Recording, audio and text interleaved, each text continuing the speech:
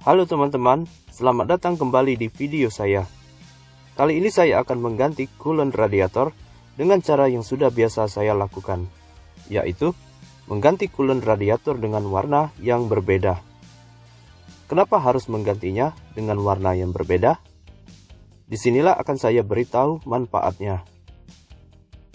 Jika saat ini mobil kalian memakai coolant yang berwarna merah, dan ketika kalian ingin melakukan pergantian coolantnya, sebaiknya jangan kalian ganti dengan warna coolant yang sama.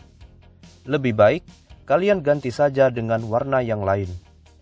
Oke, jika coolant yang diganti beda warna, tetapi masih tetap sama mereknya, dan kandungan konsentratnya juga sama, itu tidak apa-apa. Bagaimana kalau warna dan merek coolantnya juga berbeda? Apalagi, terkadang di setiap daerah tempat tinggal kita, belum tentu ada yang menjual coolant yang sama mereknya dengan warna yang berbeda. Lalu, untuk apa sebenarnya tujuan kita mengganti coolant radiator yang berbeda warna? Baiklah, kalau begitu, kita langsung saja mulai prakteknya. Mula-mula, kita kuras dulu coolant radiatornya.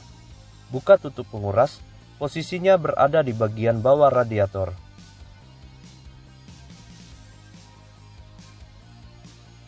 Jika mobil kalian memiliki tutup bleeding atau tutup pembuangan angin pada saluran radiator, segera dibuka juga.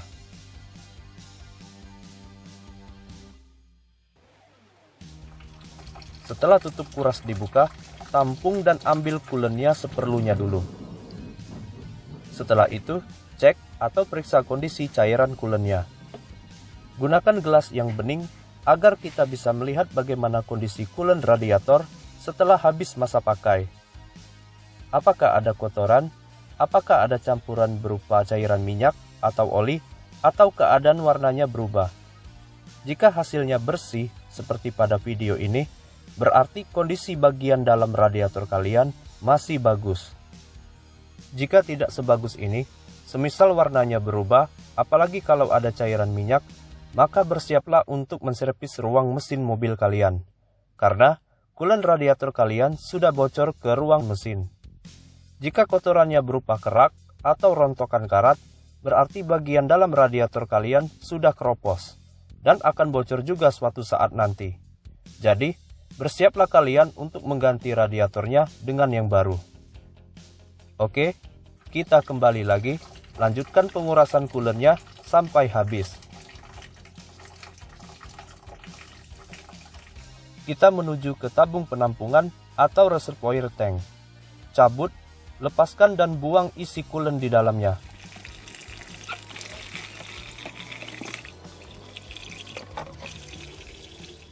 Dari sini, kalian bisa membersihkan atau mencuci reservoir tanknya. Untuk video pembersihannya, tidak akan saya tampilkan, karena tidak terlalu penting. Yang harus kalian ingat adalah, setelah dicuci bersih tangkinya ini, keringkan bagian dalamnya sampai tuntas. Kembali ke pengurasannya tadi, setelah semua coolant sudah habis, ganti ember penampungnya. Lalu, tutup dulu lubang pengurasnya. Siapkan coolant radiator 2 kali lebih banyak dari porsi pemakaiannya. Untuk mobil ini, saya siapkan coolant radiator sebanyak 10 liter. Saya akan membilas sisa coolant yang lama dengan coolant yang baru, dan tentunya dengan warna yang berbeda. Saya tidak akan membilasnya dengan air distilasi, karena saya kurang yakin terhadap kemurnian air distilasi.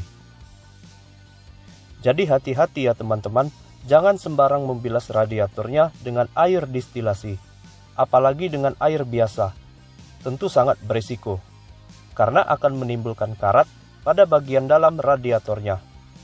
Air distilasi atau air tanpa mineral sangat dipertanyakan kondisi kemurniannya. Apakah benar tidak membuat karat, atau malah sebaliknya, air distilasinya itu abal-abal? Kalian bisa membuktikannya dengan cara merendam air distilasi tersebut dengan logam besi selama 1 minggu. 1 minggu. Kalau 3 hari kurang akurat ya teman-teman. Paling enggak, 1 minggu itu baru ketahuan. Setelah itu, jika benar-benar hasilnya baik dan tidak membuat logam besinya berkarat, silakan kalian pakai airnya. Dan tentunya, ini pasti sudah aman. Nah, kalau saya, untuk pembilasan, saya akan memakai coolant radiator. Dan tentunya tidak perlu pakai uji coba seperti air distilasi. Saya akan menggantinya dengan warna yang berbeda dan menjelaskan tujuan manfaatnya. Setelah kita isi radiator dengan coolant yang baru, dan membuang angin gelembung di lubang bladingnya, tutup kembali lubang blading. Dan isi coolant radiatornya sampai penuh. Tutup lubang pengisian, lalu nyalakan mesin. Biarkan sebentar. Biarkan pompa radiatornya bekerja supaya coolantnya yang di dalam itu teraduk dengan rata. Kemudian, matikan mesin. Buka tutup pengurasnya lagi, tampung bilasan coolantnya dengan gelas bening yang baru. Bandingkan dengan coolant yang akan kita ganti, antara coolant yang dibilas dengan coolant yang baru. Lihat, warnanya masih berbeda, masih belum sama dengan coolant yang baru. Ini membuktikan bahwa coolant yang lama, yang berwarna merah tadi, masih tersisa di dalam jalur sirkulasi radiatornya.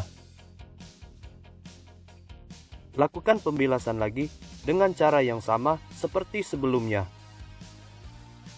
Lakukan sampai warna coolantnya benar-benar sama seperti warna coolant yang baru.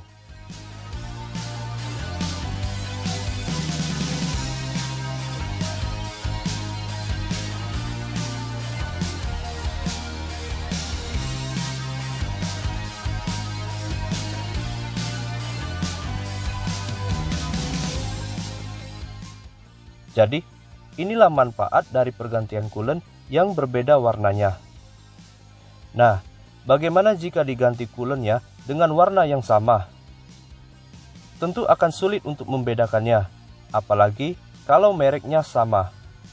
Ditambah, dengan kondisi radiator yang masih sangat bagus, sudah pasti warna coolant yang dikuras itu benar-benar sama seperti warna coolant yang baru. Pasti akan susah untuk membedakan kalau warnanya sama. Dengan metode yang saya lakukan ini, pergantian coolantnya itu hasilnya benar-benar tuntas. Bahkan cara ini juga aman untuk pergantian coolant yang berbeda merek. Karena semua coolant yang lama tadi sudah terkuras habis dan benar-benar terganti oleh coolant yang baru. Memang metode ini lebih boros biaya ketimbang membilasnya dengan air distilasi. Tetapi silakan teman-teman lihat radiator mobil saya ini yang sudah berusia 10 tahun. Sangat terawat dan tanpa ada karat sedikit pun. Selain itu, pembersihan bagian dalam radiator bisa juga dengan menggunakan radiator flush cleaner.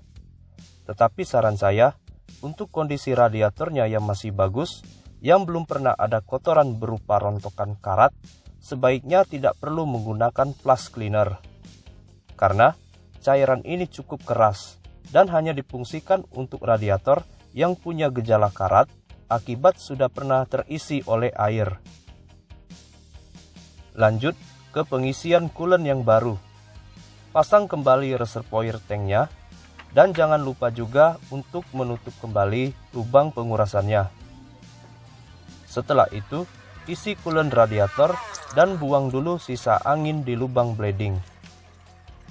Begitu gelembungnya sudah habis, tutup kembali lubang bladingnya. Isi lagi coolantnya sampai penuh, kemudian nyalakan mesin.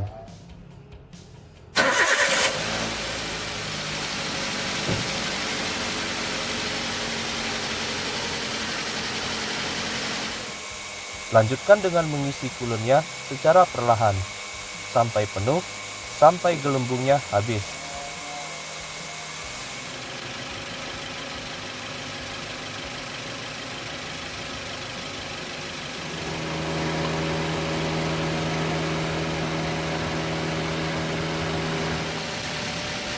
Isi juga coolant pada tangki reservoir. Di sini ada batas fullnya. Saran saya, isinya dilebihkan sedikit 5 cm di atas garis full. Karena ini kan mesinnya sedang panas dan cairan coolantnya pasti sedang memuai. Begitu mesinnya sudah mati dan posisi dingin, coolant yang di tangki akan terdorong kembali ke dalam radiator. Dan batas coolant di tangki akan pas berada di garis full.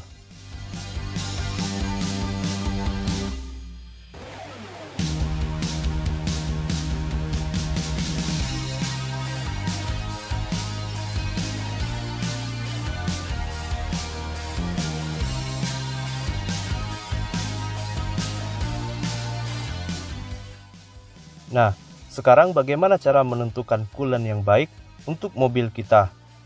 Mula-mula, lihat dari reputasi merek coolantnya.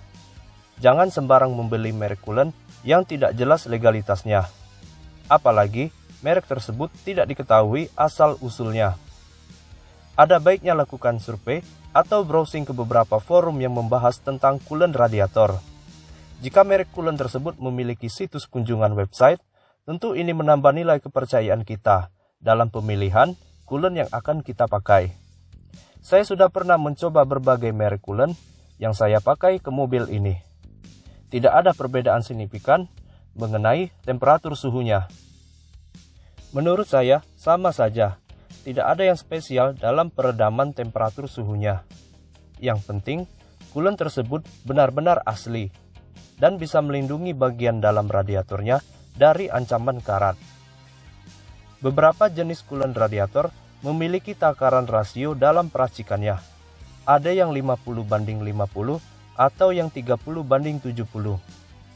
Pada dasarnya, hanya ada dua kombinasi utama dalam kandungan coolant radiator, yaitu kandungan water atau air distilasi dengan kandungan senyawa glikol seperti ethylene, diethylene, atau propylene glycol, yang berfungsi sebagai peningkat batas titik didih air dan penekan titik beku air.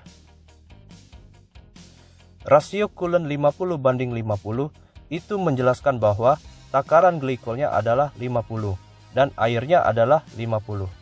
Begitu juga dengan yang 30:70. 30 adalah glikol dan 70 adalah air. Pada porsi glikol biasanya ditambahkan senyawa pendukung lainnya, seperti senyawa anti karat dan anti lumut. Untuk yang tidak memakai glikol, biasanya disebut sebagai radiator treatment. Lalu, pada jenis coolant lainnya, ada yang harus ditambahkan air oleh kita sendiri, seperti coolant yang tertulis kata konsentrat. Coolant jenis ini harus kita tambahkan sendiri airnya. Penambahan airnya bisa disesuaikan dengan porsi yang tertulis pada kemasannya. Untuk yang tidak tertulis kata konsentrat, berarti coolantnya sudah siap pakai. Untuk di negara kita yang beriklim tropis, pemilihan spek coolant radiator tidak perlu terlalu diperhitungkan. Bahkan, beberapa produsen merek coolant tidak menampilkan rasio angka perbandingannya. Berbeda di negara yang memiliki 4 musim, dan negara yang dominan cuaca panas atau cuaca dingin abadi, posisi di sekitaran kutub. Nah, buat negara seperti mereka, pemilihan coolant radiatornya memang harus benar-benar tepat dan sesuai. Baiklah, sampai di sini dulu penjelasan saya. Mudah-mudahan video ini bermanfaat bagi kalian semua. Sampai jumpa di video saya yang lain. Terima kasih sudah menyaksikan.